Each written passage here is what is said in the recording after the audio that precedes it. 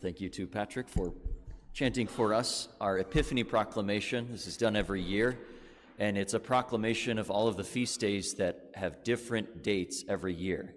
Easter is on a different day each year, and so an ancient tradition of the church is before people had calendars, they would come to church and they would listen to all the dates that they would remember then that they would know to have to come back to church. So an ancient practice of the church that we continue here. I have 3 questions for you today. What are we celebrating? Why is it important for us? And what is the invitation that God is extending to you and me? So first, what are we celebrating? We'll start with the meaning of the word epiphany. Epiphany is a combination of 2 Greek words, epi, which means above or over, like epidermis, and phainomai, which means to appear, to become visible, or to shine, like phenomenon. So epiphany literally means to shine above or to appear over. When you have an epiphany, a light bulb turns on, and something becomes evident to you that was not evident previously. That's what we're celebrating today. And some people will have an epiphany because something will shine over them today. What does this mean for our faith, though? The Epiphany is not simply the visit of some wise men from afar who come bearing gifts for the newborn king. It means that, but it's something much grander. Because what do these magi represent? When you look over at that creche, those 3 wise men who are usually depicted with kingly hats and with gifts in their hands, they're outsiders. They're not part of God's chosen people. They're not locals like the shepherds. They're not Jewish like the high priests. They're foreigners, and therefore they were not destined to be in a relationship with God. Because at the time of Jesus, the chosen people of God were the Jewish people. Everyone else had pagan gods who were no match for the true God of Israel. And so these people were outside of God's chosen race. God had not revealed himself to them as he had to the Jews. We hear throughout the Old Testament that the Jewish people were meant to be a light to the nations, a source of illumination for the pagans, and a way for God to reveal himself to people who did not know him. And today, what we're celebrating is the true light that has become human and has entered the world as a baby.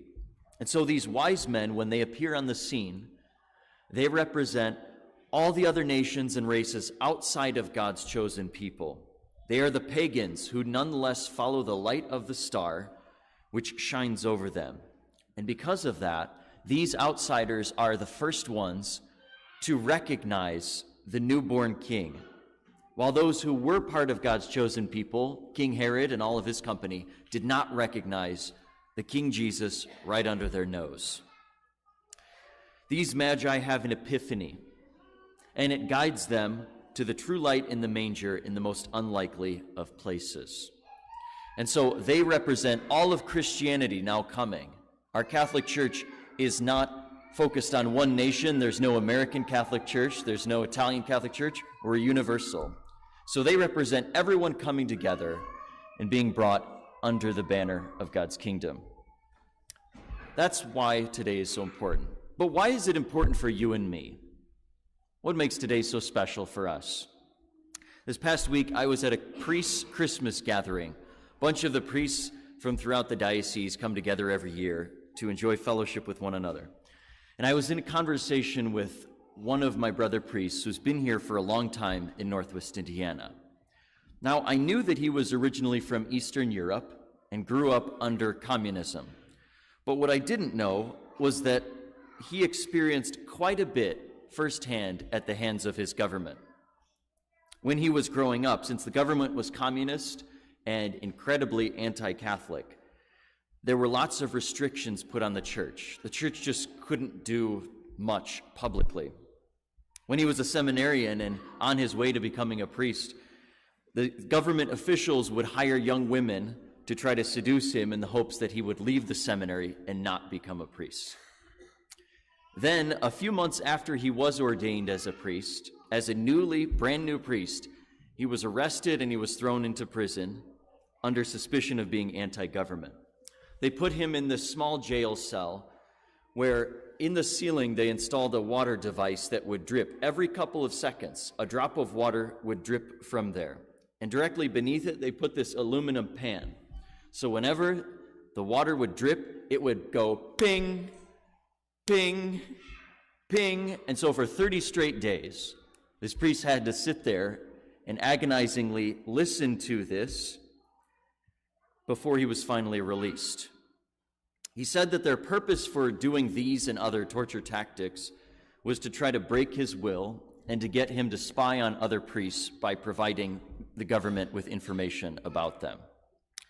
But of course, despite their best efforts, this priest would not break, and so they had to let him go. This is one of the experiences of one of our priests not too far away from us here. I don't know about you, but usually my experiences of being in a dark place often are caused as the result of my own actions and my mistakes.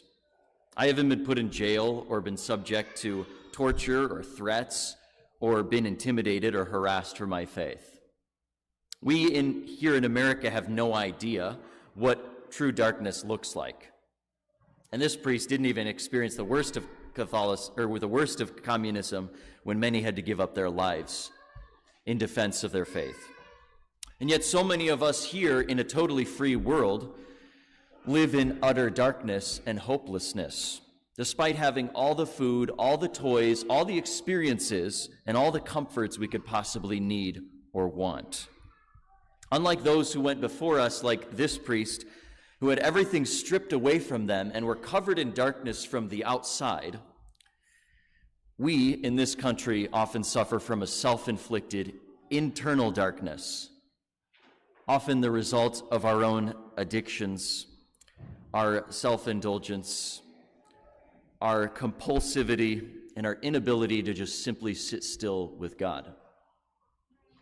And so what we're celebrating today on the Feast of the Epiphany is that the star of Christ does shine and can shine through all of the darkness that you and I can experience.